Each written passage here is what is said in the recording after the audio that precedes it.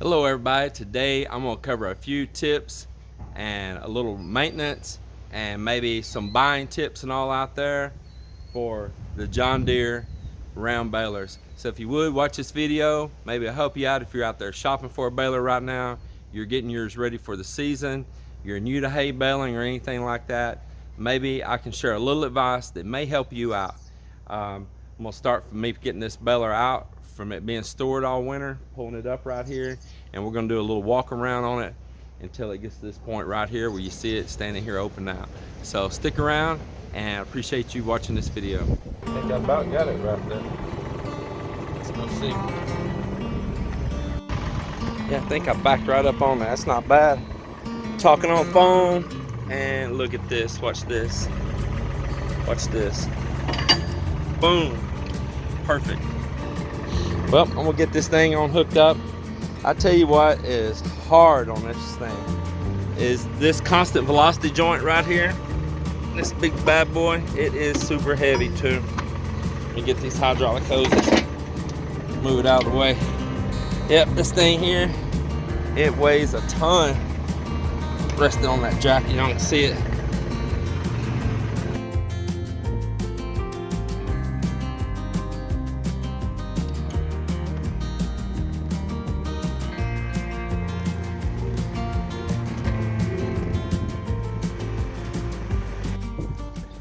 So this John Deere 435, this is a twine baler. It is not a wrap. The wrap would have that unit here on the back. You could buy this 435 either way. You could buy it as a net wrap or a twine, either one. Bought this machine at a really reasonable price. It was a barn kept machine and it did me a great job. It serviced me really well last year. And in fact, that 1 year's cutting, the savings that I had got plus the hay that I sold covered the cost of my hay equipment. Believe it or not, it really did.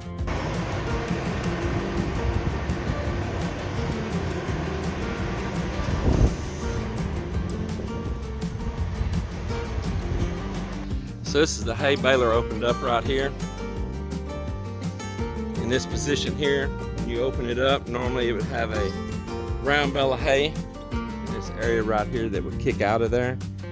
This bar right here is called, well, it's called a Bale Kicker. And what it'll do is kick that hay bale out from underneath these belts right here so you can close your rear gate. Now for a safety tip, anytime you raise this gate up, you do not ever go underneath there, get inside of there in any shape, form, or fashion, or anyone else around working. So you come here and you lock this right here. It has a lock. You lock that. And I would suggest taking something that will fit, that you can stand up right here and put against this and down to the ground as an extra safety in case it still tried to leak down for any reason, to protect yourself right there. This valve is supposed to protect this cylinder from leaking off, but if you had a leaking cylinder in here, as one is over there a little bit right now, it can still possibly bleed off. Safety, safety, safety. You would not want to get caught inside of here. I suggest put you a couple of landscaping timbers, 4x4s. If you're going to be servicing one of these, stand them up right in here and prop it on this rear gate just for extra security.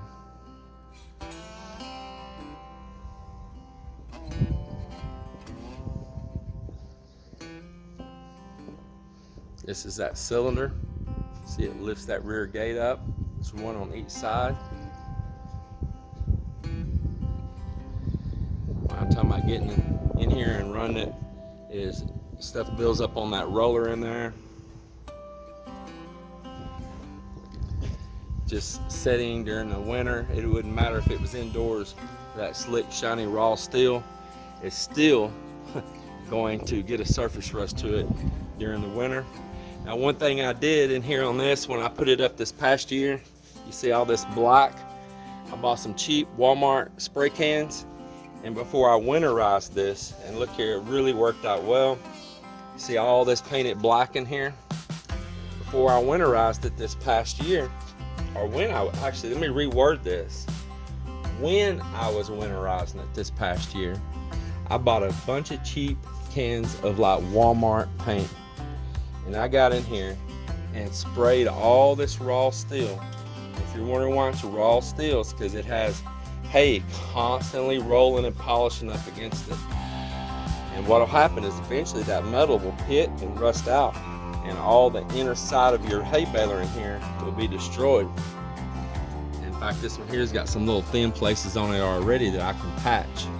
So this is a suggestion, again, just a tip. If you want to make equipment last a long time, maybe you're starting fresh with new equipment, spend a few dollars and save thousands. That's my tip for you. Spend a few and save thousands. Spend a few dollars and a few minutes of your time and go out there, shake up some cans and paint that inside. I painted this pickup roller as well. Turned it, all of it in there, sprayed it all down. And this here too, the hay rubs on all of this where the pickup teeth are. I sprayed everything down with cheap paint. As soon as I start using it and start baling, that paint will wear off of there. And when I finish up the hay season again this year, once again, I'll go in there and spray all of that down with paint. If this had been done sooner, it wouldn't have places already starting to get worn on it like it does right here. What else? This pickup roller in here. Y'all see that and think, man, somebody can't weld. Look at those horrible welds they did all in here. Well, you would be wrong. This is even suggested in the repair manual from John Deere to go in here on this pickup roller and put welds on it just like that. Don't grind them off, leave the bead rough, leave it just as somebody already did.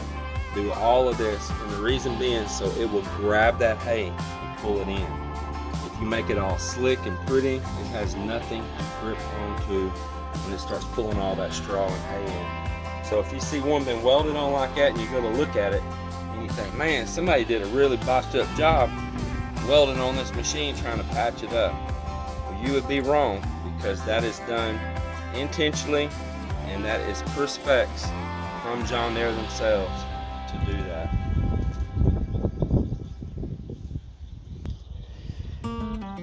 Now I changed part of these pickup teeth right here. This goes around and around with sets of these and picks that hay up, and then this here grabs it and it starts rolling the core. And I changed out part of them last year, but like any cheap farmer, I only did the ones that I thought needed the worst and skipped over the rest. And of course there's more this year that need it again. But it's pretty simple. Just 2 bolts right here, one underneath. Pull those, this little plate comes off, and then you can access the bolt that holds those teeth on there. Those teeth are pretty inexpensive, no big deal. You can pick them up all over the place, not just from John Deere. I bought a set really reasonable off of eBay, and they got them here to me super fast. I bought some stuff off of Amazon, because sometimes I'll go up here to Tractor Supply or John Deere and they'll be out of stock because everybody's trying to buy them at one time.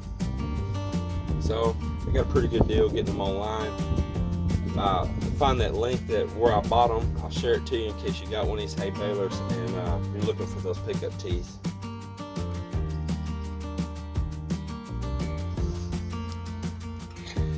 So this is the belts right here, and these belts, they're kind of like in stages, and then you see those little grooves. It kind of steps up there like a little pyramid.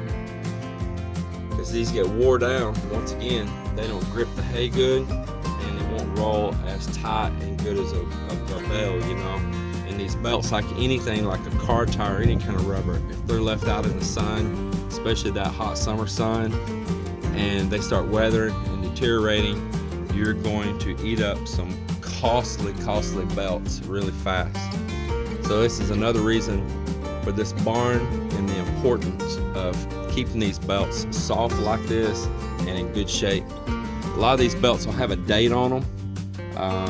I find it on here sometimes that I'll see the date my eyes was better in here, where this is kind of dark in here right now. I could probably see it, but a lot of times they'll have these belts even dated.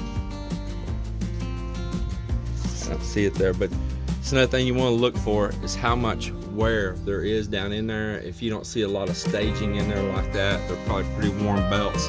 If they feel really hard or getting cracks, they're probably going to wear out on you really fast. So that's be another important thing to look at. And these belts are in great shape. They're in really great shape.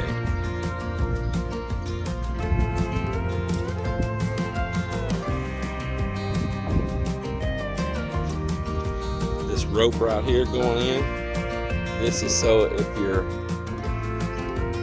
automatic twine right here that starts your tie, if it doesn't start on its own, or you've got a regular size bale and you want to go ahead and start the twine the tying on the bale and the feeder start, you can pull this rope from in the cab and it'll pull that arm over there and manually start it and engage these arms down here to go down and start feeding twine into that hay bale to wrap it up.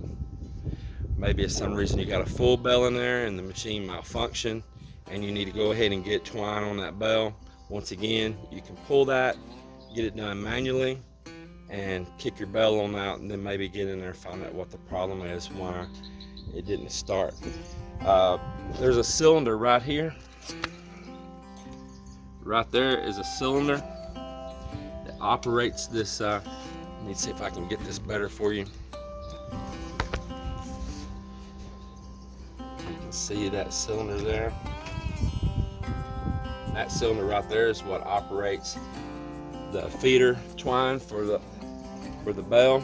And if that cylinder right there gets bad or weak, it give you problems. The gentleman I bought this hay baler from had just put a brand new one on it. You can see it shining in there. So that was another plus, is that it already had that recently replaced. Now, fire extinguishers. I've got two of them on here. It actually came with one great big one originally from the factory. I didn't have that one. I did have these two. I put them in the original holder. I got another one and one. As you see, it's full charge. That's pretty important to have. It might help you out if you ride really fast and getting like a fire slowed down. But if you can get somewhere, if you got a bale on fire in here, if you can get near some water really quick and maybe dump that bale out at the edge of a pond, if you can get there quick and get it out of your machine before you burn up your belts, that would be pretty good. But I would just try to avoid kicking a bale out in the middle of a field that you may burn up a whole hay crop and maybe lose the baler too. In the years past when I was young, we had some cow bones that got picked up and rubbed up wrong inside some rollers in these hay balers. And one time a piece of an old Bodart fence post, and it got in there and was rubbing, made friction, and it set the hay bale on fire. It's happened 2 different times. And I remember one time my brother was operating it and I was on a hay rake. I seen him hauling butt across the field and he was dropping little sparks, and I took off right behind him putting them out, and he backed into the pond and he dropped the baler down in there and saved the baler, put out the hay, the end. Well, I appreciate you watching this video. If you would, continue to watch our little channel here, subscribe to us, and I'll continue always giving tips around the farm and of what we use and what we do. It's not always the best thing. Don't take my advice for everything, but I try to give some pretty good maintenance and repair tips, and I hope that helps you all out there. Take care and see you in the next video.